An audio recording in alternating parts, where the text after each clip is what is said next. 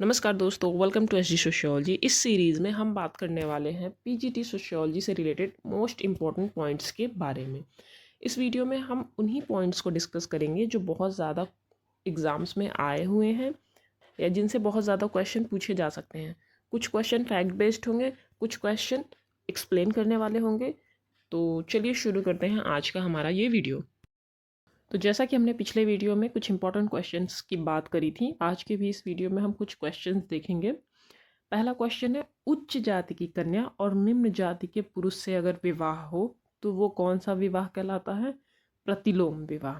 ये क्वेश्चन हर साल एग्जाम्स में पूछा जाता है, तो ये आप अच्छे से याद कर लो। प्रतिलोम विवाह में क्या होता है? कन्या उच्च जाति की होती है और पुरुष निम्न।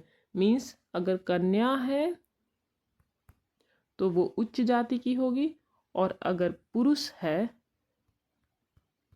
तो वो निम्न जाति का होगा। ये कौन सा विवाह कहलाता है? प्रतिलोम विवाह।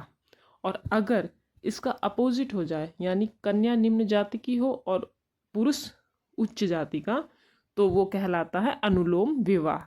नेक्स्ट पॉइंट है, गरीबी की संस्कृति के बारे में किसने बात करी है? ऑस्कर लेविस ने। गरीबी की संस्कृति के बारे में हमने डिटेल में बात करी है। आप चाहे तो जाके कल्चर ऑफ पॉवर्टी वाली वीडियो में देख सकते हो डिटेल में सारी चीज़ें। नेक्स्ट क्वेश्चन है, समाज के उद्विकास का सिद्धांत किसने दिया है? इसके बारे में भी हमने बात कर ली है। हर्बर्ट स्पेंसर ने समाज के उद्विकास का सिद्धांत दिया था और इन्होंने ये सिद्धांत चार्ल्स डार्विन से इंस्पायर्ड होके दिया था। नेक्स्ट पॉइंट है, सर्वप्रथम ग्रामीण भारत में जजमानी प्रथा का अध्ययन किसने किया था? तो विलियम वाइजर ने भारत के ग्रामीण क्षेत्र में जजमानी प्रथा के बारे में सर्वप्रथम अच्छे से अध्ययन किया था। अपराध का शास्त्रीय सिद्धांत किस पर आधारित है? तो इसका आंसर है सुखवाद पर। मतलब जो शास्त्रीय सिद्धांत है वो ये मानता है कि मनुष्य कोई भी कार्य जब करता है तो उसमें वो देखता है कि उसमें सुख की अनुभूति हो रही है उसे या दुख की। सिंपल सी बात है, जिसमें दुख मिलेगा वो काम कोई नहीं करना चाहेगा और जिसमें उसे सुख की अनुभूति होगी वो काम करना चाहेगा। बट सिर्फ और सिर्फ सुख के पीछे भागने के चक्कर में कभी कभी इंसान कुछ ऐसे भी कार्य कर देता है जो समाज के लोगों के लिए, समाज के लिए, उससे जुड़े लोगों के लिए हानिकारक हो सकता है। तो ऐसे व्यवहार जिससे समस्या होती है समाज को, समाज के लोगों को या उससे जुड़े लोगों को, वो व्यवहार कहलाते हैं अपराध। तो अपराध का शास्त्रीय सिद्धांत सुखवाद पर आधारित होता है। देखो, इसी क्वेश्चन को और घुमा के पूछा जा सकता है कि अपराध का कौन सा सिद्धांत सुखवाद पर आधारित है? तो शास्त्रीय सिद्धांत। मतलब शास्त्रीय सिद्धांत किस पर आधारित है? सुखवाद पर। और कौन सा सिद्धांत सुखवाद पर आधारित है? शास्त्रीय सिद्धांत। तो ये दोनों ही तरह से एक ही क्वेश्चन पूछा जा सकता है। नेक्स्ट क्वेश्चन है, किस आश्रम को धर्म, अर्थ और काम का संगम कहा जाता है? देखो, पुरुषार्थ, धर्म, अर्थ, काम, मोक्ष के जरिए इंसान अपने जीवन के अंतिम लक्ष्य तक पहुंचता है और इन पुरुषार्थों को पूरा करने के लिए 4 आश्रम बताए गए हैं: ब्रह्मचर्य, गृहस्थ, वानप्रस्थ और संन्यास। और जब हम बात करते हैं गृहस्थ आश्रम की तो वहाँ पे धर्म, अर्थ, काम की बात होती है। नेक्स्ट क्वेश्चन है, भारतीय राजनीति में सर्वोदय शब्द का प्रयोग सर्वप्रथम किसने किया था? तो सर्वप्रथम प्रयोग किया था महात्मा गांधी ने। ये रिपीटेड क्वेश्चन है, कई साल ये क्वेश्चन आया है, तो आप ये देख लो एक बार अच्छे से। नेक्स्ट क्वेश्चन है, वर्ण व्यवस्था का प्रथम उल्लेख कहाँ पे होता है? तो वो ऋग्वेद में होता है। Next point, LH. मॉर्गन के अनुसार मानव समाज के कितने चरण हैं? तो वो 3 चरण उन्होंने बताए हैं। पहला है जंगली, दूसरा है बर्बरपन और तीसरा है सभ्यपन। नेक्स्ट क्वेश्चन है, हिस्ट्री ऑफ धर्मशास्त्र पुस्तक के लेखक कौन है? पी.वी. काड़े।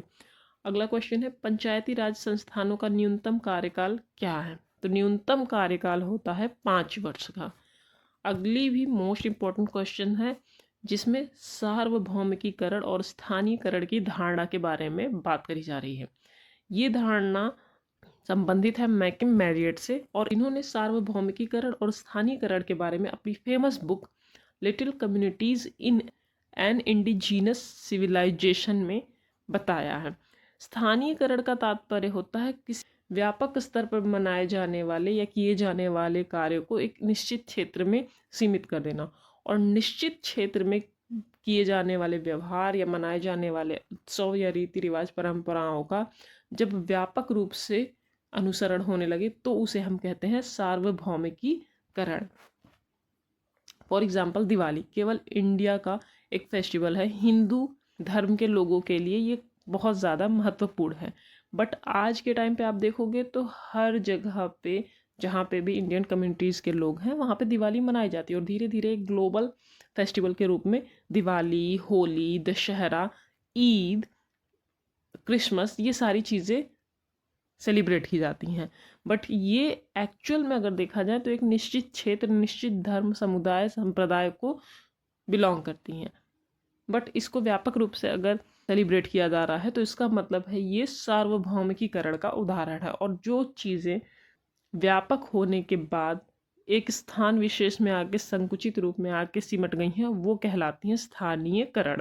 और इस धारणा को किसने दिया था? मैकम मैरियट ने। कौन सी बुक में? अपनी इस बुक में।